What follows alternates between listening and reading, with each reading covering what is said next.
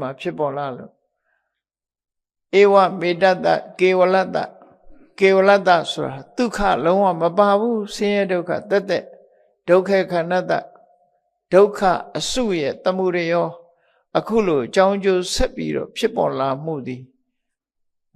ဟောတိထင်ရှားတယ်ဒီလိုဆိုလို့တယ်အဲ့တော့မြတ်စွာဘုရားကမျက်စိကမြင်လိုက်တာကနေဆက်ပြီးတော့ပြောလိုက်တဲ့စကားလေဘဝမှာဘုန်းကြီးတို့ရဲ့နေ့စဉ်ဘဝဒီတိုင်းသွားနေတယ်ဆိုတာသဘောပေါက်နော်သက္ခုံသပတိသရူပိသဥပ္ပစ္စတိသက္ခုဝိညာဏတိဏ္ဏသင်္ကတိဖတ်သောဖတ်တပစ္စယဝေဒနာပစ္စယတဏှာပစ္စယဥပါဒနာပစ္စယဘဝပစ္စယဇာတိပစ္စယဇရာမရဏံသောကပရိဒေဝဒုက္ခဒေါမနတုပါယတာတံဘဝန္တိဧဝမေတ္တကေဝလတ္တဒုက္ခခန္ဓတ္တသမှုရိယောဟောတိလို့မြတ်စွာဘုရားဒီလိုပြောလိုက်တယ်အဲ့တော့အာယုံပြုပြီးတော့ကြည့်ရင်အဓိပ္ပာယ်ကရှင်းရှင်းလင်းလင်းသိတာတဲ့အနေထားပေါ့နော်တရားရီဘုန်းကြီးတို့ရဲ့နေ့စဉ်ဘဝမှာမျက်စိနဲ့အစဉ်ဆုံးရင်ဒီပုံစံအတိုင်းပဲသွားရတယ်ဆိုတာကိုဆင်ញင်သုံးသပ်ကြည့်လို့ရတယ်ပေါ့ဆင်ញင်သုံးသပ်ကြည့်လို့ရတယ်ထို့တူပဲမြတ်စွာဘုရားမျက်စိနဲ့အစဉ်ဆုံးတာလို့ပဲနားနဲ့အသံနဲ့ဆုံးတယ်နှာခေါင်းနဲ့အနံ့နဲ့လည်းဆုံးတယ်လျှာနဲ့အရသာနဲ့လည်းဆုံးတယ်ကိုယ်ကာယနဲ့အထိတွေ့နဲ့လည်းဆုံးတယ်စိတ်ကူးကြံစည်မှုတွေနဲ့အာယုန်နဲ့လည်းဆုံးတယ်လို့အာယရဏ6ပါးသို့မဟုတ်အာယုန်6ပါးနဲ့ပေါင်းစပ်ထားတဲ့အာယရဏ12ပါးဒီလိုပရိစ္ဆသမုပ္ပါဒ်နဲ့ဆက်ပြီးတော့သောတင်္စပဋိစ္စတတ္တိစ္စဥပ္ပစ္စတိသောတဝိညာဏနာနဲ့အတန်ဆုံးလိုက်လို့ရှိရင်ဇာတိစိတ်ဖြစ်တယ်တိဏ္ဏသင်္ကတိဖတ်တော့သုံးခုဆုံးတဲ့အခါမှာဖတ်တာအတန်ကလည်းဒီတိုင်းပဲလာတယ်နော်ဖတ်တာပစ္စယဝေဒနာစိတ်ခံစားမှုတွေလာတယ်ဝေဒနာပစ္စယတဏှာကြိုက်เสียအာယုံဆိုရင်တဏှာဖြစ်တယ်တဏှာဖြစ်လာရင်တဏှာတွေရပ်နေမှာမဟုတ်ဘူးတဏှာပစ္စယဥပါဒနာဆွဲလန်းမှုတွေဖြစ်တယ်ဥပါဒနာပစ္စယဘောဆွဲလန်းမှုကြောင့်ကံတရားတွေကိုကောင်းဆိုးကံတရားတွေကိုပြုလုပ်တယ်ပြုလုပ်သည့်အတွက်ကြောင့်ဘဝတစ်ခုရလာတယ်ဘဝပစ္စယဇာတိရလာပြီဆိုရင်ဘယ်လမ်းကိုသွားတော့ဆိုအိုခြင်းနဲ့သိခြင်း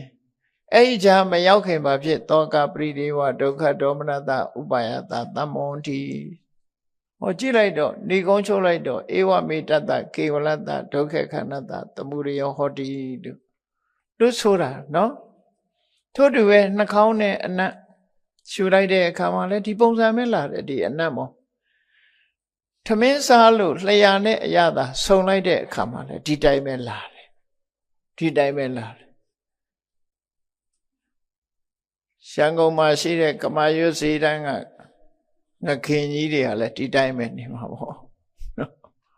အဲ့ဒီမှာစားစရာတောက်စရာတွေအကင်တွေအဖုတ်တွေအကျော်တွေလူတွေဟာရှာနဲ့အရသာစုံစည်းလိုက်ပြီဆိုလိုက်တဲ့အခါမှာအရသာသိတဲ့စိတ်ဖြစ်လာတယ်အရသာသိတဲ့စိတ်ကနေပြီးသုံးခုစုံလိုက်တဲ့အခါမှာအာယုန်နဲ့ဆက်သွယ်မှုတွေရလာတယ်ဆက်သွယ်မှုရလာလို့ရှိရင်စိတ်ခံစားမှုတွေပေါ်လာတယ်စိတ်ခံစားမှုကိုအကြောင်းပြုပြီးလိုချင်မှုတွေလိုချင်မှုကိုအကြောင်းပြုပြီးတွေ့တာမှုတွေတွေ့တာမှုကိုအကြောင်းပြုပြီးရအောင်ကြိုးစားမှုတွေရလာတဲ့အခါကျဘာရတော့ဇာတိဆိုတဲ့ခန္ဓာ၅ပါးရတယ်ရလာပြီးတဲ့နောက်မှာဘာဖြစ်ပြန်တော့ဆိုအိုခြင်းနဲ့သေခြင်းရင်ဆိုင်ရမယ်ကိုရလာတာတွေဟာအဲ့ဒါနဲ့မရင်ဆိုင်မဲနဲ့အဆုံးသတ်တာရှိမှမရှိတာအားလုံးဟာကိုရလိုက်တဲ့ဟာဒါနဲ့ပဲအဆုံးသတ်မှာပဲသိချတယ်အဲ့ဒါလို့ဒုက္ခတက်တက်ပဲလို့ဆိုတာကိုမြတ်စွာဘုရားကရှင်းပြတာဒီတရားတော်ရဲ့အဓိပ္ပာယ်ကအဲ့ဒါနောက်တစ်ခါကာယေသပဋိစ္စဖုတ္တပိစ္စကိုယ်ကာယကိုတခုလာထိတယ်ပူရာနဲ့ထိမယ်အေးရာနဲ့ထိမယ်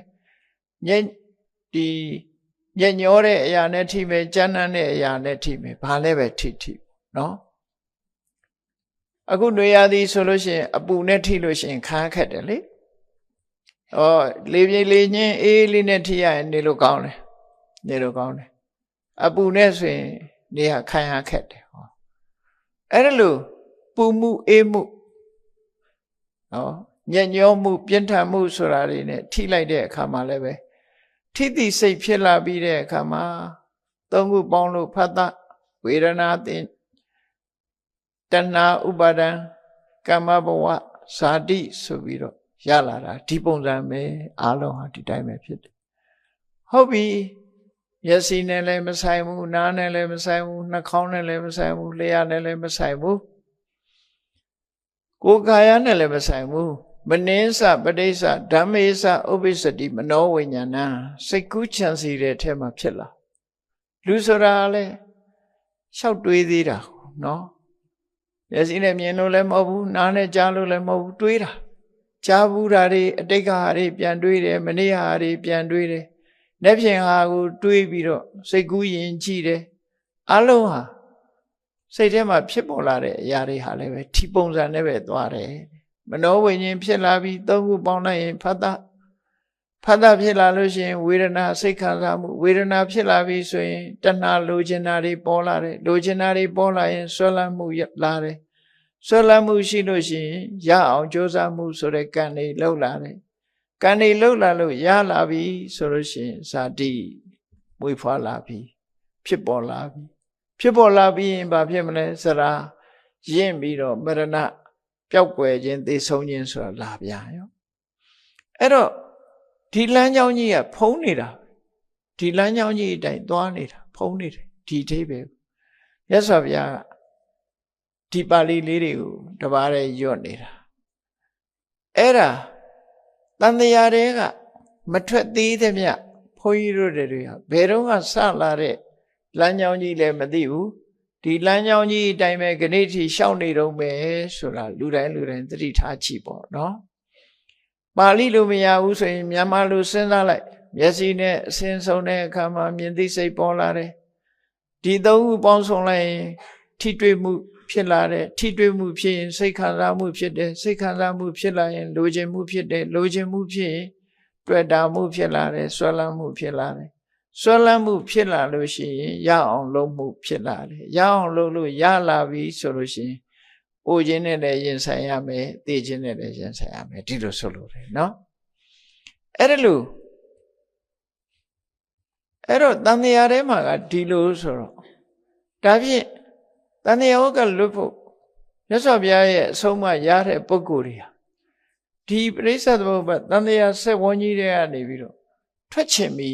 ဘယ်ကနေဖောက်ထွက်မလဲ exit ဆိုတာရှိတယ်အစာအုပ်ကြီးတွေမတန်ကြီးတဲ့နေရာမှာ exit ဆိုပြီးတော့ပြထားအဲ့ဒါလိုပဲထွက်ပေါက်ဆိုတာတော့ရှိတယ်ထွက်ပေါက်ကိုလည်းမြတ်စွာဘုရားကခေါ်ပြတယ်ဒီထဲမှာသက္ခုစပဋိစ္စရူပိစဥပ္ပစ္စတိသက္ခုဝိညာဏမျက်စိနဲ့အစဉ်ဆွဲပြီးတော့မြင်သိစိတ်ပေါ်တယ်ဟုတ်ပြီတိဏ္ဏသင်္ကတိဖတ်တော့ဒီသုံးခုဆုံလိုက်တဲ့အခါဖတ်တာဖြစ်တယ်ဖတ်တာပိစယဝေဒနာဖတ်တာပေါ်လာရင်စိတ်ခံစားမှုပေါ်လာမှာပဲစိတ်ခံစားမှုပေါ်လာလို့ရှိရင်ဝေဒနာပိစယတဏှာပုထုဇဉ်တ attva တွေကမရှောင်လွဲနိုင်ပဲနဲ့ကိုယ်အကြိုက်နဲ့တွေ့ရင်ကြိုက်လိုက်တော့တာပဲနော်တဏှာပေါ်လာဟုတ်ပြီအဲ့ဒီတဏှာကိုဖယ်ရှားဖို့ကြိုးစားရမယ်ဓမ္မအသိနဲ့အဲ့ဒီနေရာမှာမြတ်စွာဘုရားတတ္တယေဝတဏှာယအတ္တိတဝိရာဂနိရောဓအဲ့ဒီတဏှာကိုတဲ့ဝိပဿနာဉာဏ်နဲ့ကျင့်ကြံကြိုးကိုအားထုတ်ပြီးတော့ဖြတ်ဖို့ကြိုးစားလိုက်ပါတဏှာကိုဖြတ်ဖို့ကြိုးစားမယ်ဝေဒနာကိုပယ်ဖို့မကြိုးစားနဲ့ဝေဒနာဆိုတာလာမှာပဲနော်အဲ့ဒီဝေဒနာပေါ်မှာအကောင်းအဆိုးကြည့်ပြီးတော့တွေ့တာတဲ့တဏှာပေါ်လာပြီဆိုရင်အဲ့ဒီတဏှာဖယ်ရှားဖို့အတွက်ဝိပဿနာတရားကျင့်ကြံကြိုးကိုအားထုတ်လိုက်ပါအားထုတ်လိုက်လို့ရှိရင်အဲ့ဒီဝိပဿနာကနေပြီးတော့ရရှိလာနိုင်တဲ့အရတ္တမေဆိုတဲ့မက္ကုသိုလ်ပေါ့နော်သောတပတိမေသဂရဂမိမေအနာဂမိမေရတ္တမေဆိုတဲ့မက္ကုသိုလ်ရလာအဲ့ဒီမက္ကုသိုလ်ရလာပြီဆိုရင်အတိတဝိရာဂနိရောဓအဲ့ဒီတဏှာဟာနောက်ထပ်မလာတော့အစေးတွေအကုန်ချုပ်သွားတဏှာဆိုတဲ့တွေ့တာတဲ့အစေးဟာအဲ့ဒီနေရာမှာအဆုံးသတ်သွားတဏှာကိုလိုချင်စိတ်ကိုဖယ်ပလိုက်တယ်လို့ဆိုပါစို့ဖယ်လိုက်တဲ့အခါတဏှာချုပ်သွားလို့ရှိရင် တဏှာနိရောဓဥပါဒနာနိရောဓဆွဲလန်းမှုလည်းချုပ်သွားလိုချင်စိတ်မရှိဘူးဆိုရင်ဆွဲလန်းစိတ်လည်းမရှိတော့မလိုချင်တော့ဘူးဆိုဘယ်သူမှမဆွဲဘူးလေလိုချင်နေတော့စိတ်ထဲမှာဆွဲနေတာပဲသိချာမလိုချင်တော့ဘူးဆိုတာနဲ့ဆွဲတာမရှိတော့ဟုတ်ပြီတဏှာနိရောဓဥပါဒနာနိရောဓ